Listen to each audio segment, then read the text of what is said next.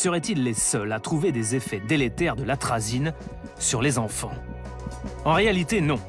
En Europe, en 2011, une étude commandée par la Commission européenne analyse plus de 500 substances chimiques. Elle classe l'atrazine comme perturbateur hormonal inquiétant. L'atrazine, un perturbateur hormonal. Ça veut dire quoi, au juste? Pour avoir la réponse, il faut traverser l'Atlantique et se rendre en Californie, à San Francisco. Dans la plus prestigieuse université de sciences au monde, Berkeley.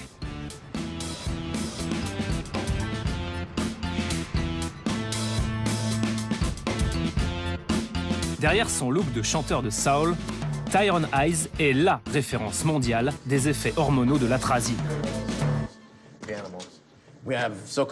C'est ici que nous gardons les animaux, ceux qui sont utilisés pour nos expériences et ceux que l'on garde pour la reproduction.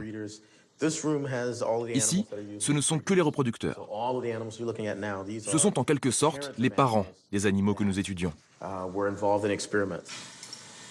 Son grand truc à Tyrone, c'est les grenouilles. 20 ans que ce biologiste les analyse. Il faut dire que les grenouilles ont les mêmes hormones que les humains, comme l'oestrogène, la testostérone ou les hormones thyroïdiennes. Les hormones, ce sont les messagers de l'organisme. Si elles sont perturbées, c'est le corps entier qui est déréglé. En 1996, Tyrone Hayes est embauché par un sous-traitant de Syngenta pour savoir si, oui ou non, l'atrazine est un perturbateur hormonal. Il expose ses grenouilles à des doses d'atrazine similaires à celles retrouvées dans l'eau potable et fait une découverte inquiétante. Voici les testicules de mes grenouilles. Et là, ce sont des œufs. Des œufs qui se développent sur les parois testiculaires.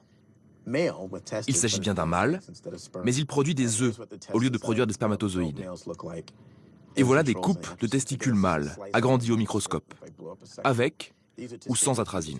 Si on agrandit encore, à gauche, vous pouvez voir des spermatozoïdes. Mais à droite, sur celui exposé à l'atrazine, pas de sperme, que des débris cellulaires.